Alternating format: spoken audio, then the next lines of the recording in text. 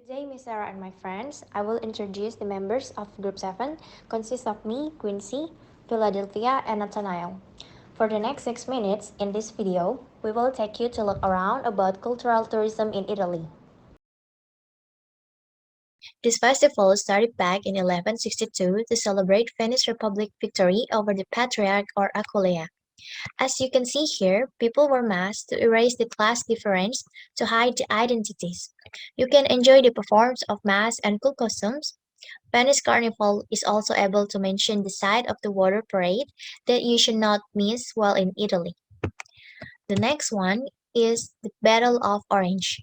The origin of the so-called Battle of the Oranges dates back to medieval times, and it's said to commemorate the day the townsfolk were liberated from the harsh rule of an evil duke.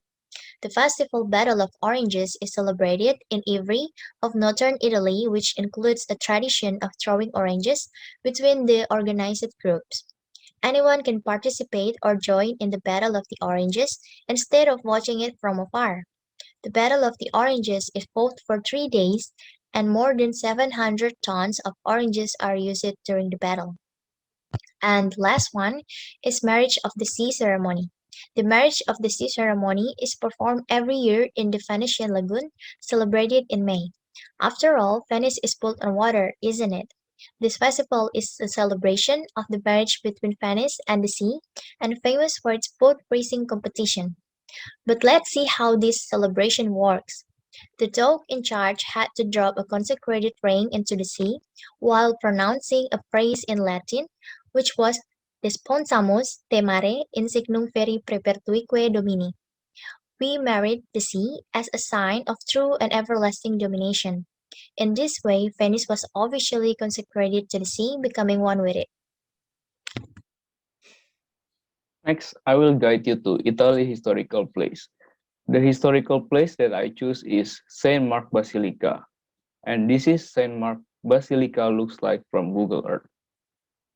Saint Mark Basilica is one of 10 most visited historical places in Italy, because the Basilica of San Marco is now and has always been the center of public and religious life in Venice.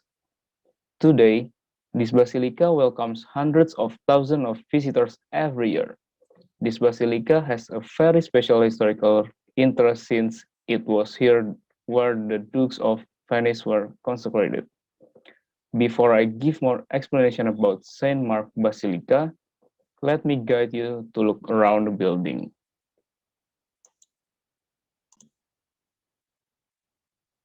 First, this is Saint Mark Basilica front gate.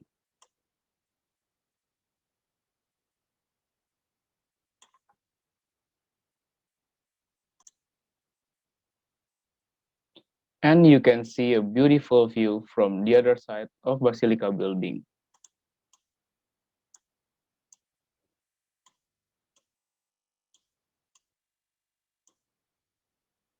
Next, we move inside the building. The Basilica of Saint Mark is the most important religious temple in the city of Venice.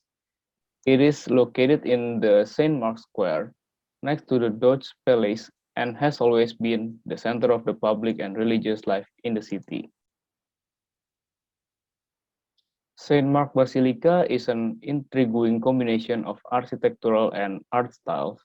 It is a testimony to the wealth and power of the Serene public of Venice, as well as the reckless adventures of its inhabitants in the Mediterranean and merchant and conqueror. As we can see, there are many pictures of the history of Rome inside the building. And I think that's all about Saint Mark Basilica.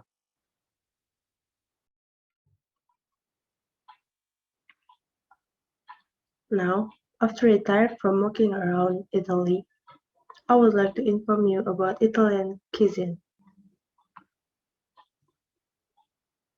First, we have Fiorentina steak.